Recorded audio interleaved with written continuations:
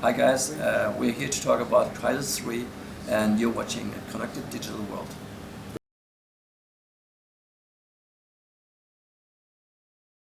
You need to solo this while I figure out what's going on. We recently got to sit down with the guys from Crytek to talk about Crysis 3. Enjoy! My name is Rasmum Hojengaard. I'm Director of Creative Development at Crytek. And I'm Cevat Yerli, I'm the CEO and founder of Crytek. Great, so we're here to talk about Crysis 3 today. So would you like to tell us a little bit about it? The game is essentially a continuation of Crysis 2, obviously, and it's a culmination of a trilogy of Crysis 1, 2, and 3. So it's the story of Prophet. It's the first time you play Prophet per se, but he's been around in the previous two installments of the game, and he plays a very important role because he is the most hybrid of human and Ceph, which makes him a very interesting entity for Cell Corporation, which is one of the antagonist factions of the game, because they build their power on their research of Ceph technology, essentially, and the nanosuit is actually part of that. And because Prophet has become so powerful, the power he's achieved by infusing himself with all this Ceph DNA, he also becomes a very interesting aspect of Ceph, and they believe that if they can get his suit, which is this successful fusion of these different matters, then they believe that's the kind of final key that they need to kind of achieve a technology prowess that will make them essentially take over the world. So Prophet obviously is not interested in that, and he's actually held incarcerated by Cell in the beginning of the game, but he's freed, and in the whole game he's hunting Ceph and he's hunting Cell, and he had a really dire prophecy of a world completely run by aliens, and he will do everything in his power to make sure that this does not happen. And all this takes place in Manhattan underneath this massive nanodome built by Cell Industries, which they essentially used to create a rainforest very quickly that will cleanse the New York or Manhattan of any kind of Ceph pollution that might be left from Crysis 2. But what they're really doing is making sure that it's very hard to access Manhattan, so that they can do all this research, so they can actually contain the Ceph in peace.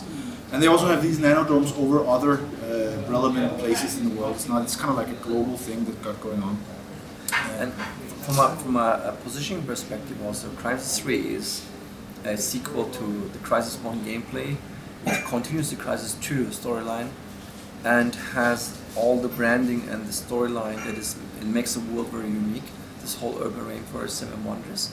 So we are trying to depict a whole different visual experience, world experience, but we also want to be true to the original Crysis 1. We had some critiques from Crysis 2 about the gameplay, that's not Crysis 1 really anymore, etc. And so we listened to our gamers and the press, and we made a concise choice to anchor Crysis 3 around Crysis 1 and give it a whole new world that has not been seen in either Crysis, any other company, any other competitive products, or even in film for that matter. So what has the reaction been from the fans for what they've seen of Crysis 3 then?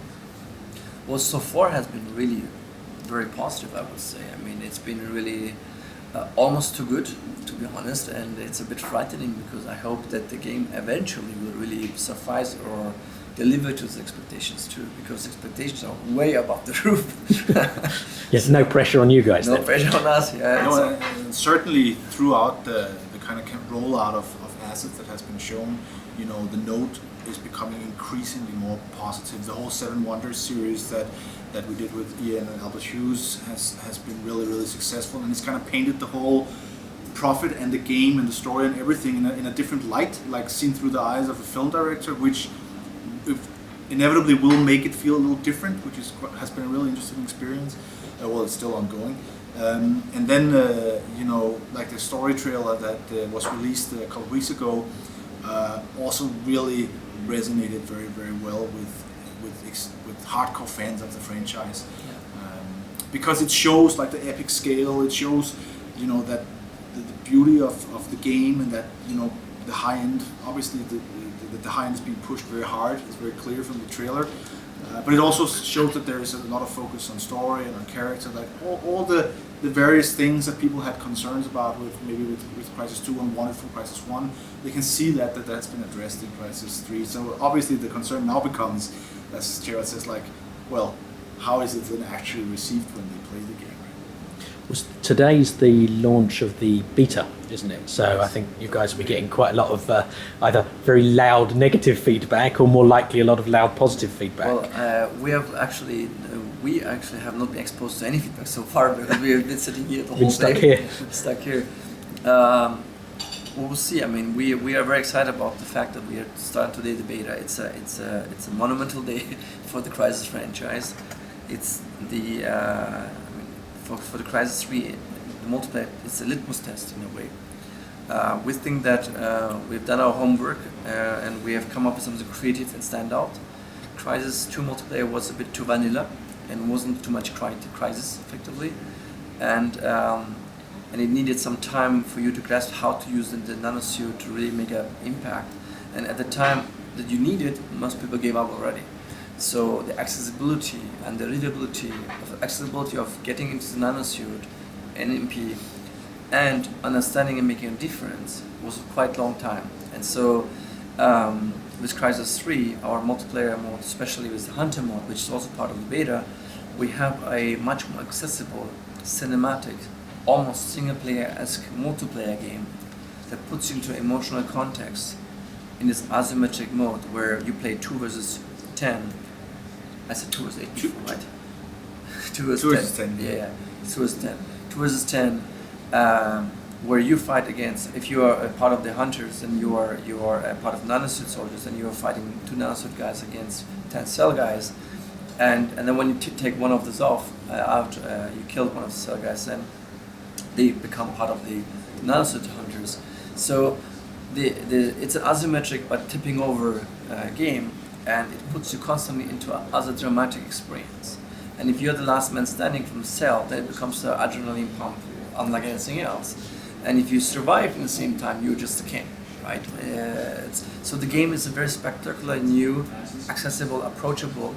We think that it will cater to newbies as well as to Crysis 1 story fans, but also programmers will like it because it's a whole different set of multiplayer gaming. So litmus test open beta. Well, certainly the Twitter universe this morning was quite excited about the opportunity to get the beta, so it'll be interesting to see what happens. So well done for getting that. What was the decision behind actually releasing a beta? Because that seems to be quite common now, that people releasing products to beta to let everyone sort of experience it. I suppose it's a good idea so that you get some feedback, but yeah, I mean, honestly, I mean, we still have time to react with people. That's why we're doing this primary, but secondary, we really want people to be able to access the game as well. You know, they should get a sample on the game. They should understand what the Hunter mode is about. They should understand what Crysis feels like, and what better than as a demo. And we said a single player demo we can't really give out because this would be only marketing, effectively, single player demo.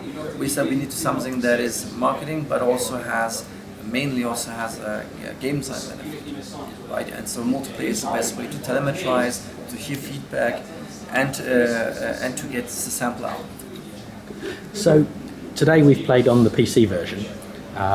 Very, very good. Excellent. Well done, guys. Big fan, as you can tell. Are there any significant differences between the PC version and the console versions? Oh, I mean, if you played the PC version, you would figure out that the PC version is way above consoles. I mean, with Crysis 3 on PC, you're pushing DX11 to its limits. We make your PC burn and melt and whatnot. We make sure that not everybody can play it explicitly.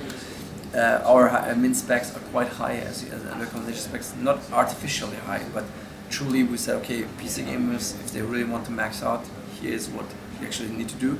We think actually that to really max out, you need to come back in a year again, like play the game now, but do it again in a year. I mean, it's going to be like Crysis 1. And unlike Crysis 2, where you could max it out the day you pretty much launched the game. And we actually, it was a benevolent intention. We wanted that everybody can play Crysis. That was the goal.